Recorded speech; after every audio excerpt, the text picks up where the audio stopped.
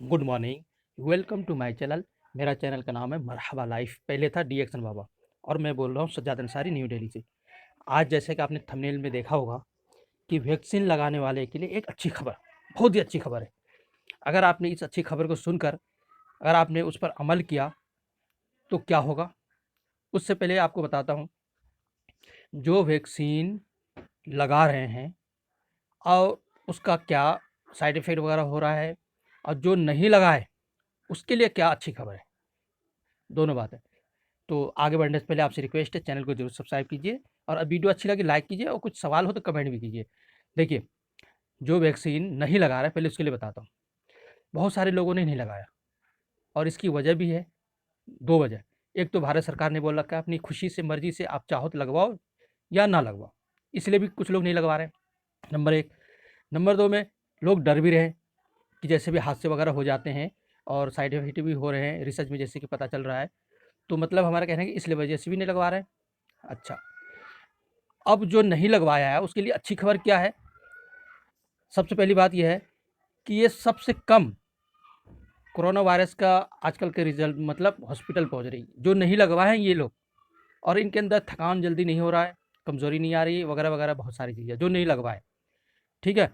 और आजकल जब हॉस्पिटल में पता चल रहा है कि इतने लोग आ रहे हैं, यहाँ तक कि पश्चिम बंगाल के सीएम जी ने भी बोला है कि जो वैक्सीन लगवा चुके हैं 2 डोज़ भी और सिंगल डोज़ भी, ये सबसे ज़्यादा कोरोना वायरस से ग्रस्त होके, संक्रमित होके वो हॉस्पिटल पहुँच रहे हैं। किसके मुकाबले में? जो नहीं लगवाए। तो कहते हैं कि 2 डोज़ फुल्ली डोज़, क्या मतलब? अब कुछ नहीं होगा, अमृत हो गया, अब हम मर ही नहीं सकते, हमें कोरोना हो ही नहीं सकता, ऐसे सोचते हैं लोग। क्या ऐसा सही है? जब 2-2 डोज़ लगवाने के बाद भी हॉस्पिटल पहुँच रहे हैं, कोरोना वायरस हो रहा है, तो फिर डोज़ लगाने के मतलब ही क्या हुआ भाई? आपसे सवाल पूछता हूँ, आपका आप जवाब ज़रूर दीजिए। और उसके अंदर साइड इफ़ेक्ट भी बहुत सारे देखे गए, बहुत जल्दी थक जा रहे हैं वो, ठीक है? और ये तो आर्टिफ़िशियल वायरस डाल के एंटीबॉडी बनवाते हैं, और ये कुछ ही दिनों के लिए होती है, और साइड इफ़ेक्ट अलग हो जाते हैं। वायरस जो वैक्सीन बनाया गया है, वो किस चीज़ से बनाया है, उस पे आप रिसर्च कीजिएगा, पढ़िएगा, तो आपको पता चलेगा वाह! इतना खतरनाक है ये। अच्छा, अब जो नहीं लगवाए, उनके ऊपर 30-90% दिल्ली में पता हुआ है कि 90% एंटीबॉडी पाया गया दिल्ली के बासिंदों को। और जो नहीं लगवाए हैं, वो उनको ऑलरेडी पहले से एंटीबॉडी बन के तैयार हो गया है, तो उनको वैक्सीन की ज़रूरत ही नहीं। जिस मुल्क में सबसे ज़्यादा वैक्सीन लगाया, जल्दी लगाया, 2 डोज़ लगाया, वहाँ तो चौथी लहर भी आ चुकी है। ऐसा क्यों? क्या आगे चल के वैक्सीन पे पाबंदी लग सकती है क्या? हो सकता है, क्योंकि इसका रिज़ल्ट क्या आ रहा है, उतना नहीं आ रहा है रिजल्ट जितना सोचा था। क्योंकि पहली लहर, दूसरी लहर, चौथी लहर इस तरीके से आ रहे हैं, और बार बार वही लोग आ रहे हैं जो वायरस का टीका लगवा चुके हैं। तो मतलब एक दिन यही कहेगा इसका कोई मतलब ही नहीं है। जब बार बार इनको वायरस अटैक कर रहा है, तो वैक्सीन का क्या मतलब हुआ? समझ गए ना? बहुत देर में लगाए हैं लोगों को, इसलिए यहाँ पे तीसरी लहर नहीं आ रहा है। अगर यहाँ भी बहुत जल्दी वैक्सीन लगा दिया जाता सबको, ए टू जेड सबको, तो आज यहाँ चौथी लहर होती। क्यों? क्योंकि वैक्सीन का जो देने के बाद जो एंटीबॉडी होता है वो ज़्यादा दिन तक नहीं रहता, और साइड इफेक्ट अलग छोड़ देता है, इसलिए उसके ऊपर वायरस अटैक बहुत जल्दी करता है। ओके।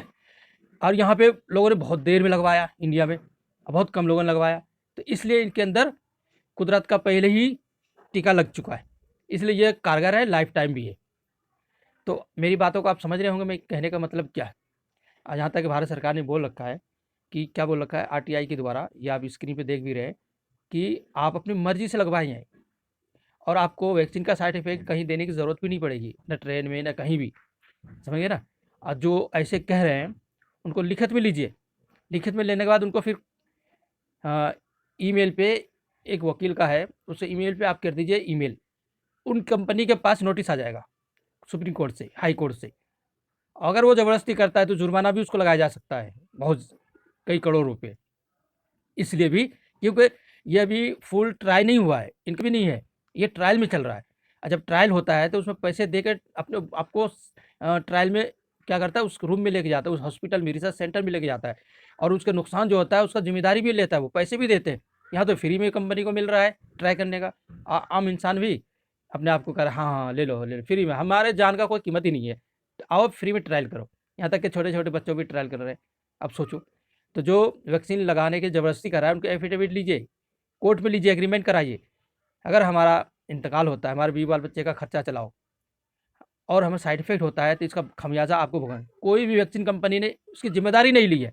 कनाडा के वो एक मुल्क है, वहाँ के प्रधानमंत्री ने पूछा वैक्सीन वालों से, वैक्सीन कंपनी से, इसका जो साइड इफ़ेक्ट वगैरह नुकसान उसकी ज़िम्मेदारी आप लेते हैं? कहा नहीं। जब जिसने बनाया है वैक्सीन वही ज़िम्मेदारी नहीं ले रही है, तो सोचो वैक्सीन सेफ़ है? अब आप ही को सोचना है। इसलिए भारत सरकार कहती है कि ऐसे लो, ज़बरदस्ती नहीं है। अब आपको जवाब देना है। तो अच्छी खबर क्या है वैक्सीन लगाने वालों के लिए?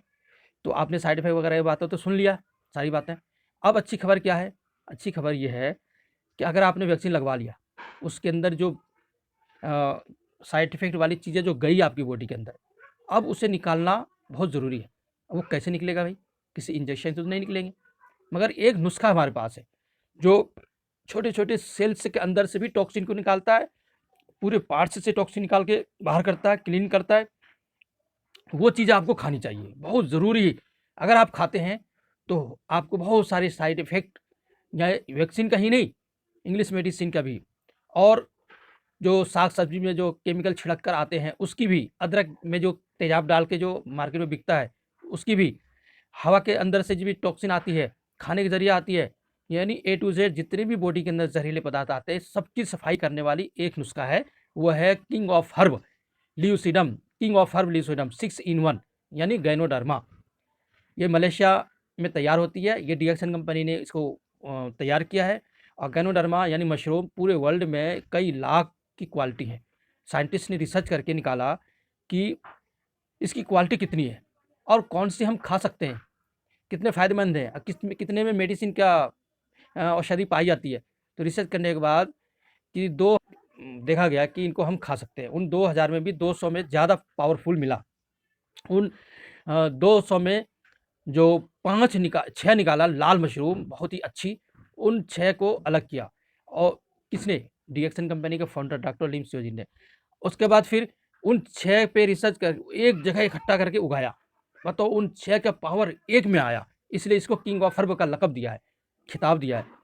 और आज तक किसी कंपनी ने इसको नहीं तैयार कर पाया। इसके पास ही है इसका कॉपीराइट और पूरा वो जानकारी। अब इसलिए इसको किंग हर्ब बोला गया है, जो आप चित्र में देख रहे हो, समझे ना? ये है किंग ऑफ हर्ब।